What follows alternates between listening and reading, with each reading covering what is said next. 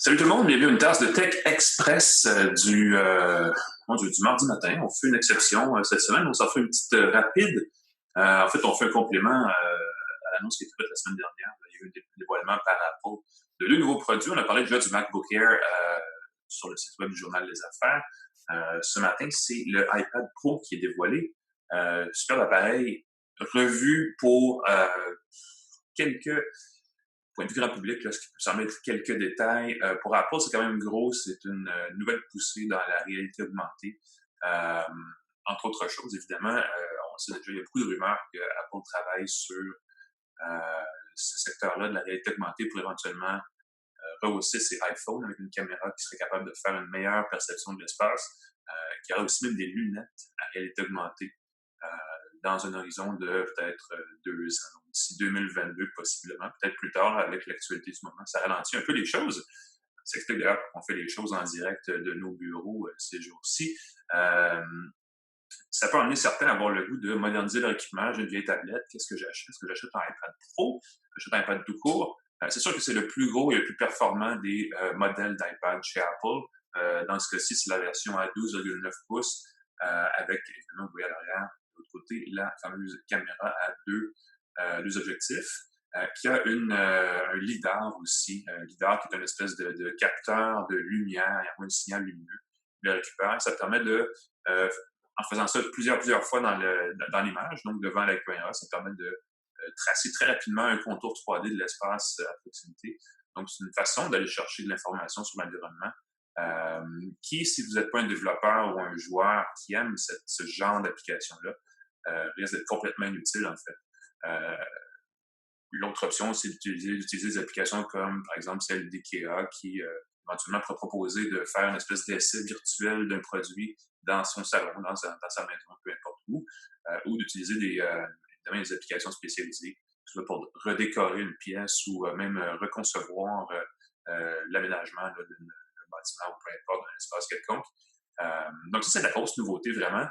Point de vue utilisateur, il y a une nouvelle version du système iPadOS qui vient avec ça. iPadOS, qui est le système d'exploitation des iPads spécifiquement. Version 13.4 a une très grosse nouveauté qui est l'ajout finalement d'un curseur, d'un style souris qui est compatible avec des souris externes et aussi avec le pavé tactile qui va être vendu peut-être quelque part vers le mois de mai par Apple, qui a un pavé tactile donc qui agit, qui contrôle un curseur, pas tout à fait comme une souris là, un pointeur style ordinateur de bureau, plus comme une espèce de sélecteur d'éléments à l'écran. C'est un peu comme un 11e doigt, si on veut, dans la façon qu'Apple l'utilise. Apple cible d'ailleurs le marché des hybrides 2 en 1 là, que Microsoft a un peu créé avec ses tablettes Surface.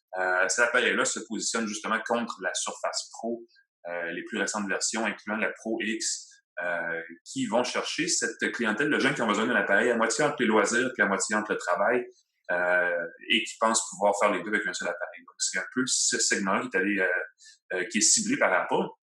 Et pour ça, ben, on a aussi rehaussé la capacité de traitement. On a ajouté un nouveau processeur qui s'appelle A12Z avec une espèce de coprocesseur d'intelligence artificielle appelé le Neural Engine qui accélère certaines fonctions, certaines tâches. L'appareil est un appareil à la fois comme son nom le dit, en fait, de production, donc de professionnel, mais c'est aussi et surtout, parce que c'est comme ça que le marché des tablettes est né, c'est un appareil de consommation de médias. Évidemment, le format 11 pouces, c'est un petit peu plus compact. Ça, c'est un très gros format. C'est vraiment un format style gros ordinateur portable. Surtout si on y ajoute un étui-clavier. Notez qu'Apple a comme genre 3 versions d'étui-clavier qui sont quand même assez chères. Ça commence même à 300 $, je pense, dans le cas de l'étui Folio conçu exprès pour cet appareil-là. Il y a des compagnies, évidemment, d'autres compagnies qui font des accessoires plus abordables, qui vont tirer profit aussi de la capacité, là, entre autres, d'avoir une souris, des choses comme ça, pour vendre des accessoires un peu plus abordables. Ça, il n'y a aucun doute là-dessus. Stockage de 128 GB va jusqu'à 1 Teraoctet. C'est un appareil qui peut être acheté et qui peut durer extrêmement longtemps. C'est probablement la façon d'excuser le prix de détail. Ça commence à 1050 $ pour le modèle 11 pouces. Celui-là est 1300 $ de base.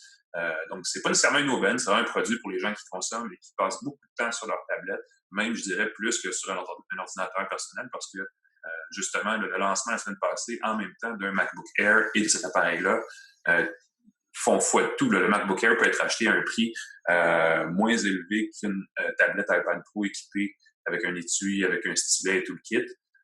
Mais évidemment, bon, il y a la fonction tactile qui est une différence. Ce qu'on voit émerger de tout ça là, dans les prochaines années, c'est peut-être un appareil finalement qui va regrouper les deux gammes, qui pourrait être un iPad avec un clavier ou qui pourrait graduellement prendre la forme d'un portable ou l'inverse, peut-être qu'on va créer une espèce d'accessoire comme le Magic Keyboard là, qui crée une espèce d'environnement comme un ordinateur de bureau. Et ce sera à ce moment-là ça sera une décision à prendre pour Apple. En tout cas, on verra pour les acheteurs. Est-ce qu'on va préférer avoir une grosse tablette comme celle-là? Est-ce qu'on va préférer avoir un portable? Dans les deux cas, tant qu'il y a de la demande, c'est sûr que les produits vont encore continuer à être en marché séparément, il n'y a aucun doute là-dessus. Cet environnement-là d'application plutôt que de logiciels et de bureaux très traditionnels commence à être de plus en plus accepté par les utilisateurs. Donc, on imagine qu'on s'en va tranquillement vers une migration dans ce sens-là où on a une interface tactile mobile à laquelle on ajoutera justement une souris et d'autres gestions d'accessoires et de périphériques, par exemple. Mais concrètement, au quotidien, c'est une mise à niveau technique, je dirais, du iPad Pro.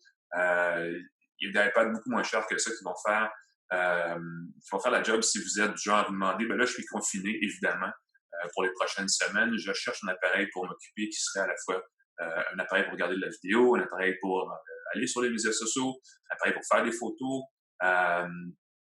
Il y a des accessoires, il y a des produits moins chers que cet appareil-là pour le faire. Si en revanche, vous cherchez à travailler, à être un télétravailleur mobile, qui utilise des applications spécifiques qui existent déjà en version mobile, c'est pas un mauvais choix à considérer, à condition évidemment d'avoir le budget, ce qui est vraiment plus délicat dans le contexte actuel, donc il demande d'être vraiment réfléchi avant de faire le geste, parce qu'effectivement, il est pro et il vient avec une étiquette de prix, de grade professionnel, il n'y a aucun doute là-dessus.